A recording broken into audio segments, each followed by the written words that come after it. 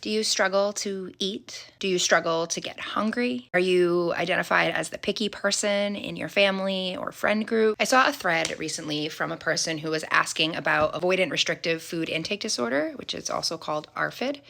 And ARFID is a diagnosis commonly given in childhood for kids who avoid and restrict their intake of food. And what we find is that oftentimes adults can be exhibiting symptoms of avoidant restrictive food intake disorder. And people can actually be given that diagnosis in adulthood. Sometimes or a lot of the times it's paired with OCD, but it's not always paired with OCD. It can also be paired with trauma. I want to talk a little bit about how I believe that I have overcome my symptoms of ARFID, or at least am on the journey to overcoming my symptoms of ARFID after dealing with it for 35 years and also being a licensed psychotherapist myself. I have been the picky kid my entire life, and I have internalized that as me being the picky person who doesn't like anything and is really hard to please my whole life.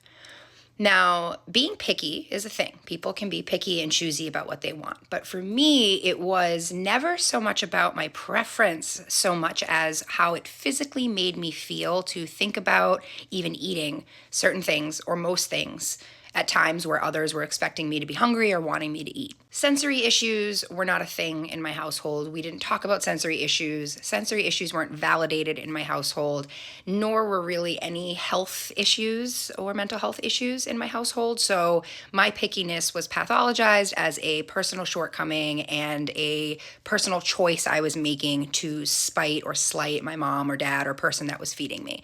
And I was often punished for my pickiness in various ways. So for example, if I didn't eat something at the end of a meal, my parents would make me sit until I finished it. And this got extreme when I was really young, where I would be left in a room by myself when my parents went to bed until I finished the food.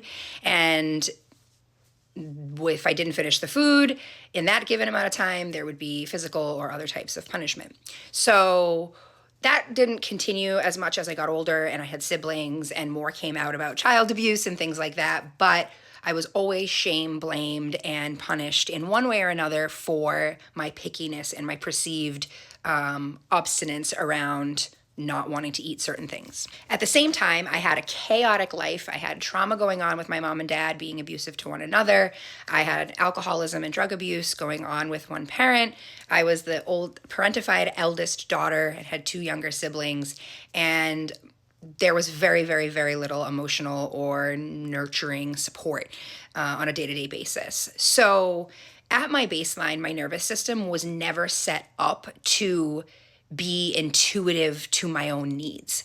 My nervous system as a traumatized and parentified kid was set up to be attuned to everyone else's needs and to make sure everyone else was okay and that there were no fires happening beyond me. Whatever was going on here was not important. And so when we talk about trauma and we say that trauma victims have symptoms instead, or survivors of trauma have symptoms instead of memories, a lot of times we're talking about the fight or flight response that we've had to have in order to thrive or survive in our environment. And so if we don't need our memories, we certainly don't need our hunger cues. And so if we are only worried about making sure that the fires all around us are not going ablaze, how is it that we are supposed to tune into when we're hungry and what we want? And then on top of that, if we struggle with some form of neurodivergence that causes sensory issues, or we just have sensory issues, compiled with the lack of appropriate hunger cues, piled with chaos in the environment, it can seem almost counterproductive to the nervous system to want to put food in our body. Now, for other people, it can be the opposite. They might overeat. They might, go to food as a safety mechanism. So if you are an adult now who has a really hard time eating and has a really hard time putting food into your body, getting your hunger cues, starting with trauma work, starting with identifying who you are, who your core self is underneath the layers that have been built upon you from years and years of trauma, neglect, abuse, survival. When we identify what that person is, that person has sensory needs, that person has things that they enjoy and they don't enjoy, but to have the body even tell you what that is one of the hardest steps. So if you're not sure why you're having a hard time eating today or why you're having a hard time getting hungry, let's start with removing the shame and the blame that it's your fault and that you're just a picky person who can't eat like a normal person. Let's rewrite that narrative to be that you were a person who had a lot of unique needs around food that were not met.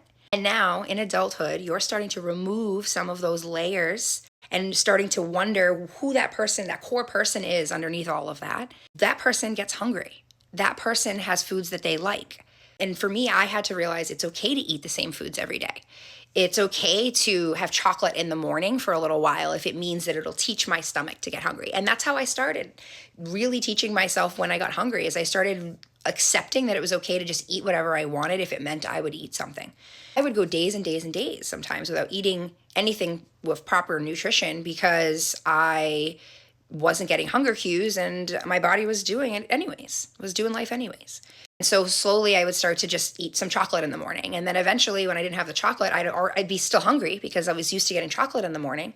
So then I could have the mind to say, okay, well, there's no chocolate. What else can I eat? And then I'd slowly build that cue back into my body. But that took so much nurturance, such an understanding of the inner parts that were at play, keeping me from eating. I was punishing myself for almost 35 years by not eating.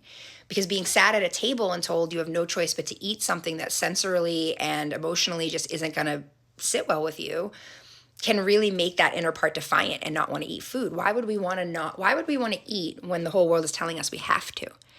And sometimes that rebellion of our trauma can be a self-punishment, and we start to punish ourselves by not eating food. And it's a form of self-harm.